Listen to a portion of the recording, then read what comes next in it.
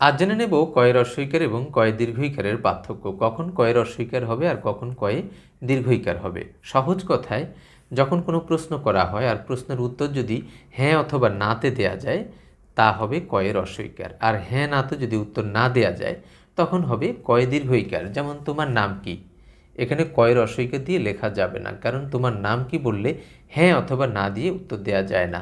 আমি যদি বলি তোমার নাম কি, তাকে তার নাম বলতে হবে, মানে সুনির্দিষ্ট একটা উত্তর দিতে হবে, হ্যাঁ না দিয়ে দিতে পারবে না। আর আমি যদি বলি তুমি কি যাবে, তখন সে বলতে পারে হ্যাঁ যাব অথবা না যাব না, কিংবা সে হ্যাঁ অথবা না যে কোনো একটা বলে দিলেই হয়।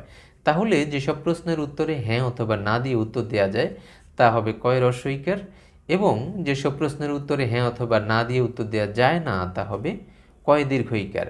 যেমন তুমি কি বাড়িতে গেছো, হ্যাঁ অথবা না। তুমি কি খেয়েছো, হ্যাঁ অথবা না দিয়ে উত্তর দেওয়া যাচ্ছে। আপনি যদি কয় দীর্ঘইকার দিয়ে দেন যে তুমি কি খেয়েছো, তখন তাকে অবশ্যই কোনো উত্তর দিতে হবে, হ্যাঁ আমি ডাল খেয়েছি, ভাত খেয়েছি, অথবা আমি পাউরুটি খেয়েছি, কিছু না কিছু একটা বলতে হবে।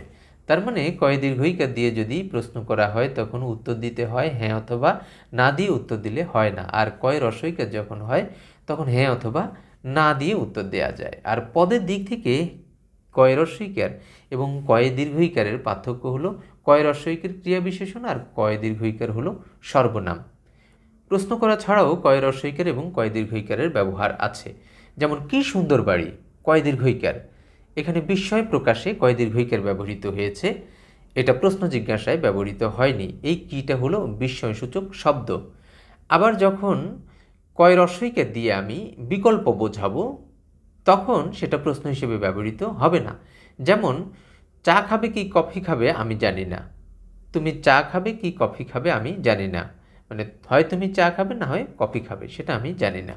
কি আমির কি ফকির সবারই আজ এক দশা, অথবা ধনী কি দরিদ্র সবার আজ এক দশা। এখানে কয় হ্রস্বইকার এবং এটি বিকল্প অর্থে ব্যবহৃত হয়েছে।